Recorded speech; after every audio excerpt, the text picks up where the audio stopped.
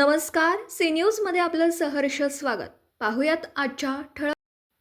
मिरजेतील मिरज हायस्कूल रस्त्यावर असणाऱ्या भारत लाईट हाऊस या इलेक्ट्रॉनिक मटेरियल असलेल्या दुकानाला सोमवारी सकाळी 8:30 वाजण्याच्या सुमारास भीषण आग लागली. या आगीत दुकानातील सर्व इलेक्ट्रिकल साहित्य जळून खाक झालं. सदर घटनेची माहिती मिळताच महानगरपालिकेच्या अग्निशमन जवानांनी धाव घेत जवळपास 2 अग्निशमन गाड्यांच्या मदतीने आग आटोक्यात आणली. या आगीत जवळपास 35 ते 40 लाख रुपयांचं नुकसान झालं असल्याचा प्राथमिक अंदाज व्यक्त करण्यात येतोय. सदरची आग शॉर्ट सर्किटने लागल्याचा अंदाज या ठिकाणी व्यक्त करण्यात येतोय. मिरज हायस्कूल रस्त्यावर हरगुंदास मेघानी यांचे भारत लाईट हाऊस हे दुकान आहे. सोमवारी सकाळी अचानक आग लागल्यामुळे त्यांचं मोठं नुकसान झालंय. महानगरपालिका अग्निशमन दलाचे फायरमन रोहित निकम, रोहित मस्के, सागर गायकवाड, ड्रायव्हर राजू शेख, सुहास गुरव, जावेद मुश्रीफ यांनी आग आटोक्यात आणली.